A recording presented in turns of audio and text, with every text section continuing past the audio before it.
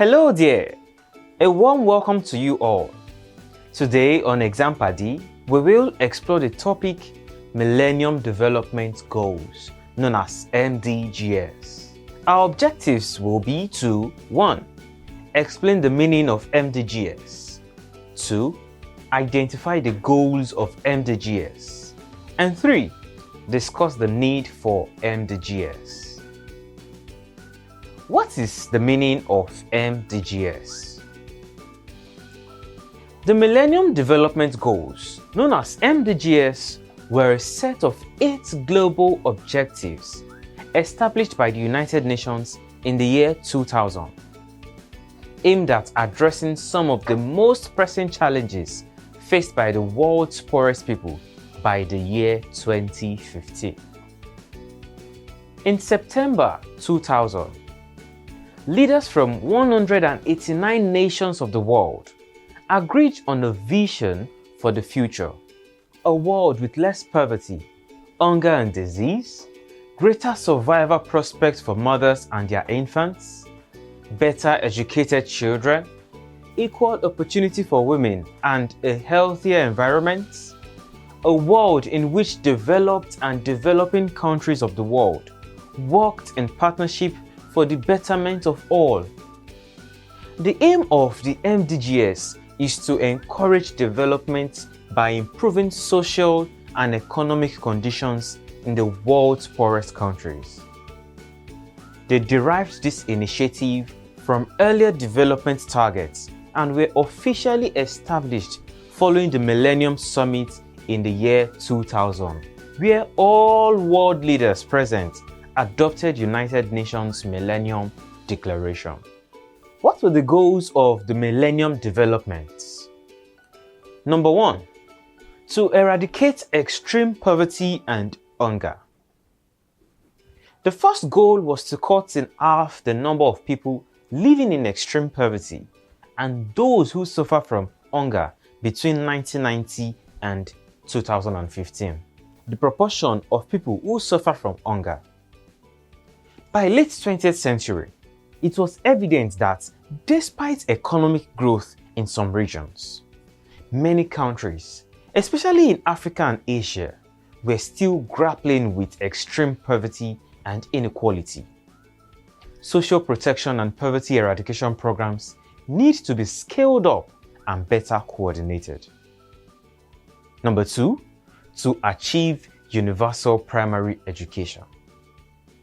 This goal focused on ensuring that all boys and girls complete a full course of primary schooling. In a major step forward, nearly 9 out of 10 children are now enrolled in school, and rapid improvement in youth literacy between 2000 and 2008 appears to have reached a plateau. The Universal Basic Education Scheme is a promising initiative that needs to be reformed and strengthened. The Federal Teachers Scheme and in-service training by the National Teachers Institute have begun to address the urgent need to improve the quality of teaching. Number 3, to promote gender equality and empower women.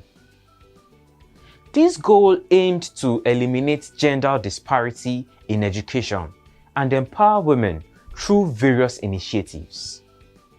Although there has been a gradual improvement in the proportion of girls enrolled in primary school, there are still fewer girls than boys in school.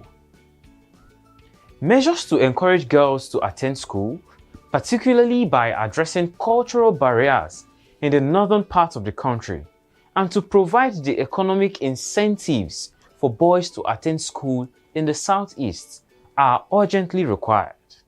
Although few women currently hold political office, the new policy framework is encouraging. However, gradual gains in parliamentary representation for women need to be greatly expanded in forthcoming elections. Number 4, the fourth goal was to reduce child mortality.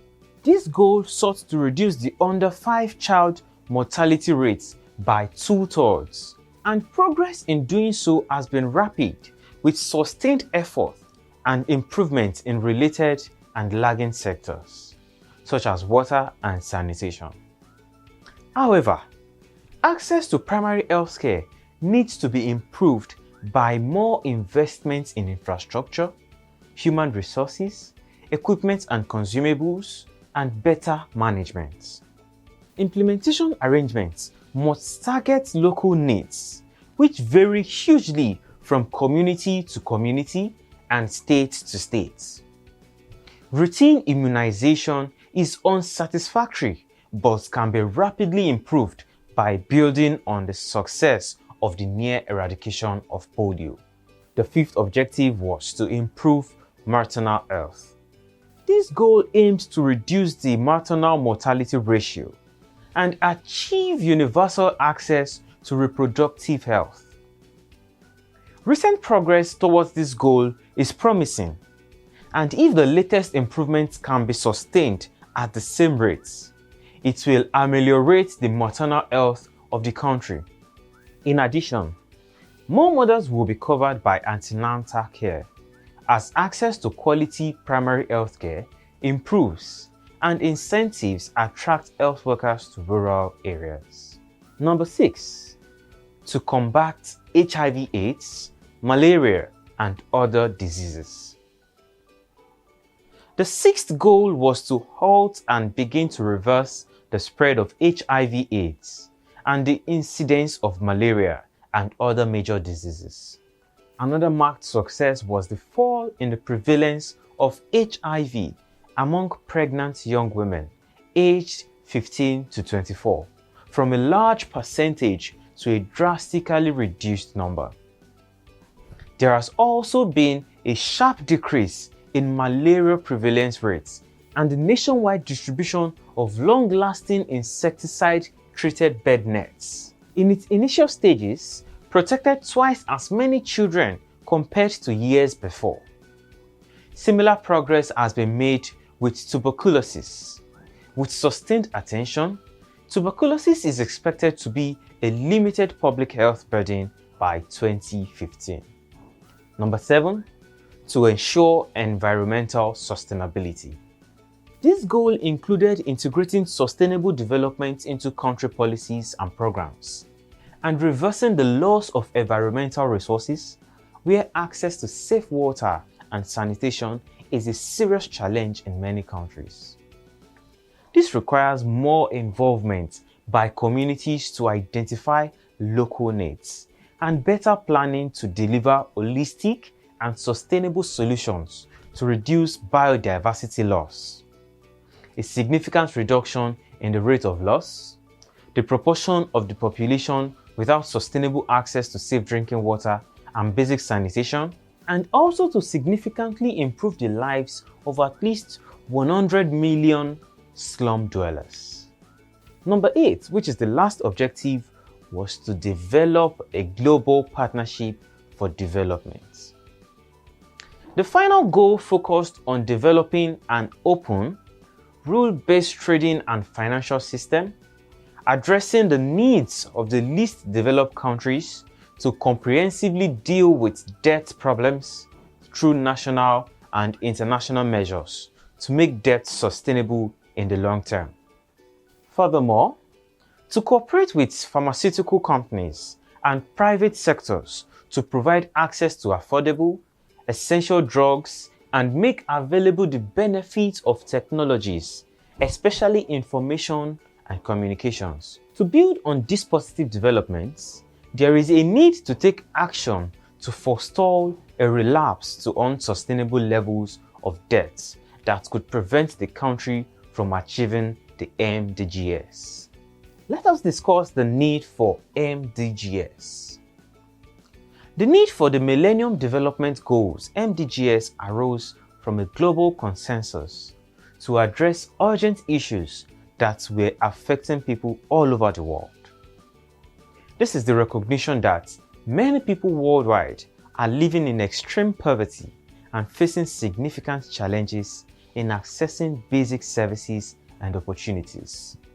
The goals provided a framework for countries to work towards a common set of objectives and measure progress in improving the well-being of their populations.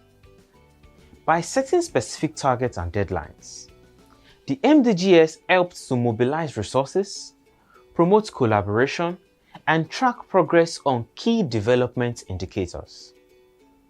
While the MDGs were criticized for their limited scope and uneven progress across different regions, they laid the foundation for the more comprehensive Sustainable Development Goals, known as SDGs, that were adopted in 2015. Overall, the need for MDGs reflected a global commitment to addressing pressing development issues and improving the lives of people in need. We have come to the end of this lesson. Answer the following questions to assess yourself. Number 1. Explain in detail the meaning of Millennium Development Goals, known as MDGs, and the reason it was created. And number 2, highlight any 5 of the goals of MDGs. Thank you for learning about Millennium Development Goals, known as MDGs, with me today. I'll see you in our next lesson. Bye for now.